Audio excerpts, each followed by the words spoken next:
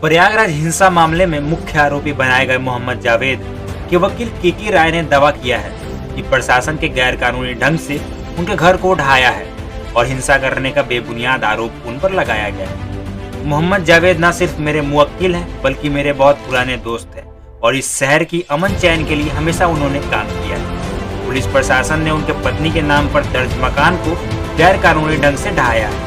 वकील केके राय ने दावा किया है कि प्रयागराज विकास प्राधिकरण ने इससे पहले कभी नोटिस नहीं दिया। शहर में हिंसा होने के बाद उन्होंने 24 घंटे से कम वक्त का नोटिस देकर पूरे परिवार को बेघर कर दिया।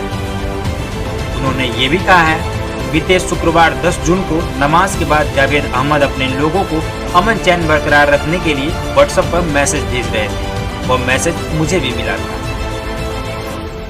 वकील ने आगे ये भी कहा है, हमने प्रयागराज पुलिस और विकास प्राधिकरण की मनमानी के खिलाफ हाईकोर्ट में याचिका डाली है, जिस पर आज 13 जून संभवतः सुनवाई होगी। जरूरत पड़ेगी तो अधिवक्ता मंच की तरफ से सुप्रीम कोर्ट तक लड़ाई लड़ेंगे। प्रयागराज विकास प्राधिकरण के पैसे से ही मोहम्मद जावेद का मकान बनवाएंगे। केके राय ने कहा है कि उनकी दोस्ती प्रयागराज जिला के प्रशासनिक अधिकारियों से थी, जो हर मुश्किल स्थिति में हर अवसर पर जावेद मोहम्मद को अपने साथ बुलाते थे। अमन कमेटियों में उनको सबसे ऊपर रखा जाता था।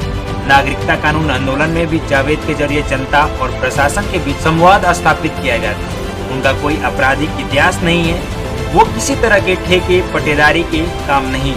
उन्होंने ये भी कहा वो पिछले 20 साल से कब्रिस्तान में अवैध कब्जे के खिलाफ, पिछले 5 साल से गुज्जर खाने के खिलाफ, नगर निगम की साफ सफाई जैसे तमाम जनहित के मुद्दों पर आवाज उठाते रहे हैं। मोहम्मद जावेद जिला प्रशासन अमन कमेटी में थे।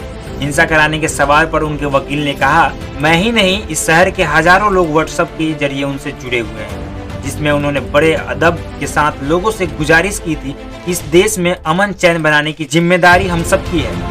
जुम्मे की नमाज के बाद हम सब अपने घर पर रहे और किसी भी तरह के इलाहाबाद को बदनाम ना होने दें। वकील केके राय ने कहा कि प्रशासन जिस व्हाट्सएप मैसेज के जरिए हिंसा भड़काने का आरोप जावेद पर लगा रही है, उसे वो व्हाट्सएप सार्वजनिक करना चाहिए। यदि पुलिस झूठ का सहारा ले रही है तो इसका पर्दाफाश जनता की तरफ से होना चाहिए। जो मकान परवीन फातिमा के नाम पे था, जिसे उनके पिता ने गिफ्ट किया था, जिस मकान के स्वामित्व से जावेद मोहम्मद का कोई मतलब नहीं, उस व्यक्ति के नाम पर नोटिस जारी कर मकान को जमींदोज करके प्रशासन ने परवीन फातिमा और उनके 4 बच्चों को बेघर कर दिया। अगर आप जावेद को आरोपी मान रहे हैं तो उनके खिलाफ FIR दर्ज और वे जेल में हैं।